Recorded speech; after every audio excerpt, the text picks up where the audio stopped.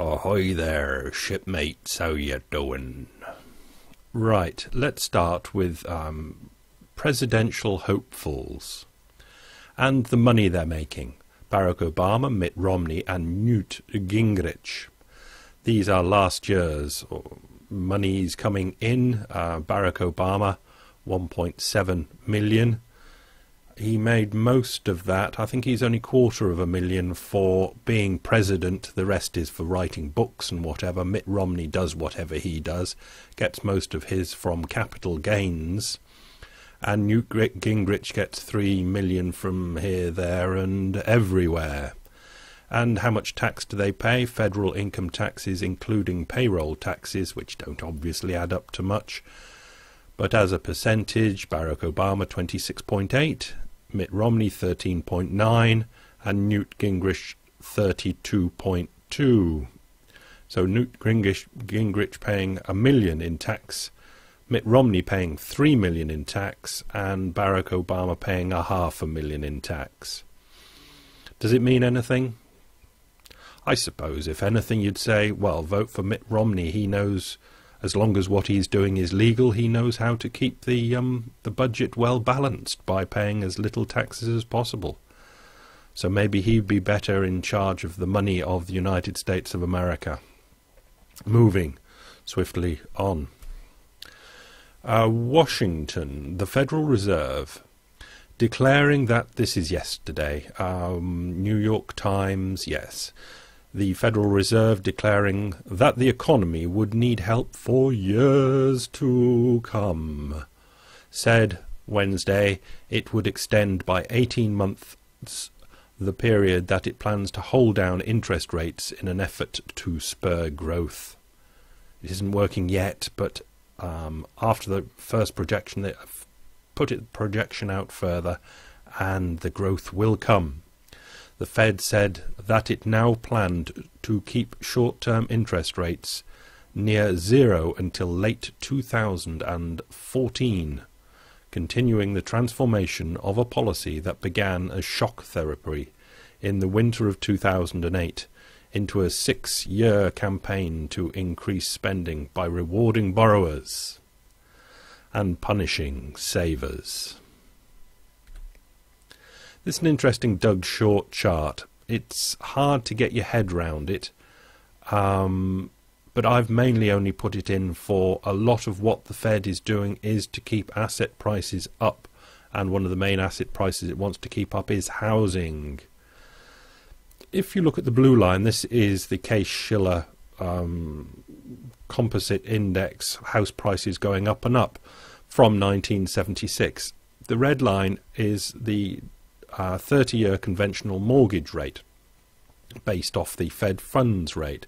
Interesting, if we go back to the beginning, there was a little kick down right at the beginning, but ever since, house prices have been going up.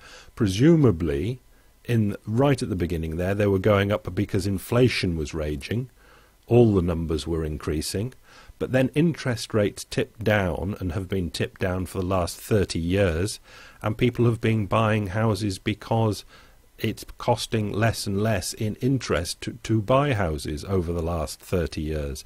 But the big question is, can the Fed or anybody else magic those interest rates down even more? What does it need to keep the 30-year boom in house prices going? You can see it's tipped over already. Will that stabilize at that rate? There is absolutely no reason it should stabilize at that rate, because the fear obviously will be that the Fed, or there's no magician anywhere that can make those rates really go down any further. So if they ever go up again, if the Fed ever moves again, if things happen, house prices will fall. There is absolutely no reason at all why house prices should go up. Moving quickly on. Bloomberg talking about the United Kingdom. The UK data showed that industrial production fell 1.2% over the fourth quarter, with manufacturing contracting 0.9%, the most in more than 2 years. Construction shrank 0.5% while services stagnated.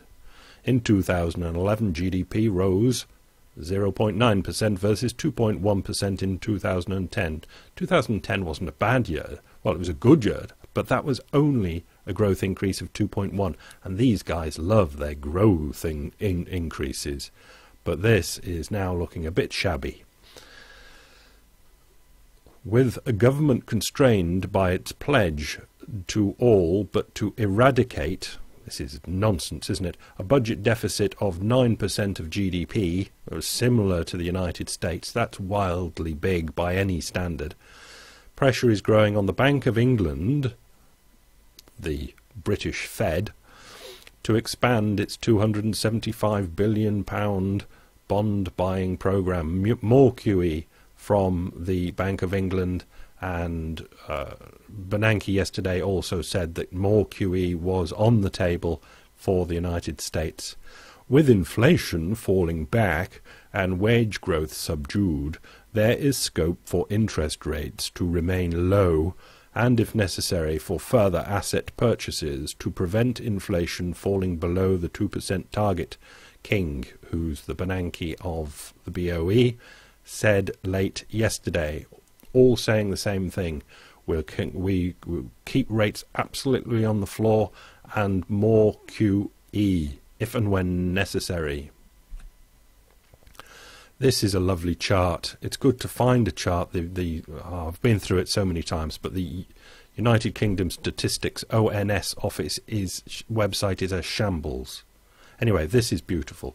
It's UK GDP set out just like the Joker chart. The red line is the real Great Depression, the 1930s, and it was a 4-year recession stroke depression, and you can see it got itself back up fractionally before the 4 years was up.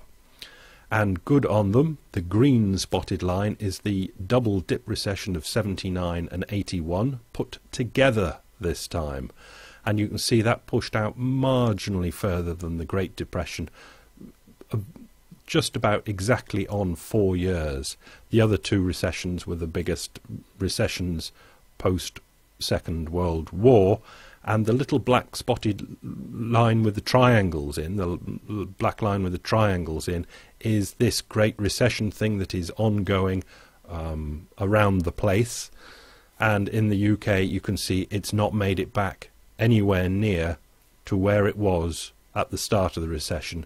It's still 4% down GDP-wise, with a turn down in yesterday's information, so no sign of any desire at all to get back up to that where we were line. It's good to see a decent chart of the UK, but the central banks are completely right that the Great Recession is still going on. Warren Mosler, CNBC, writing, says, "Today I'd like to address the dollar swap lines extended by the Federal Reserve to the European Central Bank and other foreign central banks. My criticism is that the lines are represented to Congress as secured lending, when in fact for all practical purposes the Fed is engaged in what is functionally unsecured lending to these foreign central banks." At the end of the article he says, "This is not to say the loans advanced via the swap lines are not safe loans that will most likely be repaid. It is to say that the Fed is misrepresenting those loans as fully secured when addressing members of Congress. And it's ultimately up to Congress to decide if it's appropriate to lend unsecured to foreign governments, and would they say it was a good idea if they knew that they were unsecured swaps as opposed to what's being represented as their secured swaps." Warren Moser, who likes to get things right. Right, this looks like Wall Street Journal. Yes, it is. The International Monetary Fund is urging the European Central Bank to expand its balance sheet as part of a multi-trillion-dollar effort to tame the Eurozone debt crisis. IMF talking to the ECB. The IMF's comments made to the group of 20 largest industrialized and developing economies is a controversial call for stronger ECB intervention than the IMF has previously made public. The IMF has said the ECB's role has been essential in preventing a cascade of defaults and bank failures. It has said the central bank should continue its crisis-fighting efforts of providing cheap cash to the banking system and buying bonds of ailing Eurozone countries to keep borrowing costs down until leadership is able to boost the size of the bailout facilities. That's the governments are meant to come in with the EFS/ESM bailout facilities. That's the ECB still looking after the children. But now, it appears, the IMF fears that that may not be enough and must go further. And why, among other reasons, the ECB has got hold of the children, got Italy under control, that gold line, and their bond interest rates are not expanding too much. Ireland has got itself under control with wonderful self-discipline, but let's just hope that they're rewarded for their discipline. But they want to get Greece all tidied up because the market says Portugal is waiting in the wings, and that chart is now old. I believe Portugal is up through 14% interest rate on the 10-year. Oops. Finish with Martin Wolf. I keep pushing Martin Wolf. If for no other reason, he's very easy to read. He doesn't use technical stuff, and if he does, he generally explains himself. He's very educational. We don't always agree with what he's saying, maybe, but it's always educational. And another piece from him, yet another year of living dangerously. What can we see in the world economy in 2012? Question mark. We like question marks. Risk galore is the answer. The debt crisis of the high-income countries is already 4.5 years old. Yet it shows no sign of abating, particularly in the Eurozone. While emerging and developing countries are in reasonably robust condition, they would be vulnerable to an intensification of the crisis, which could hit them via several channels: trade, finance, and or remittances.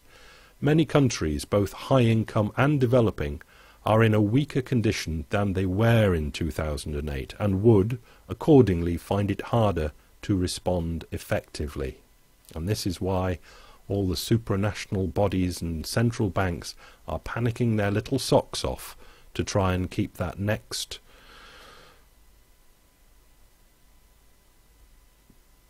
problem away. Printing lots and lots of money wherever needed. How long can this go on? Bah.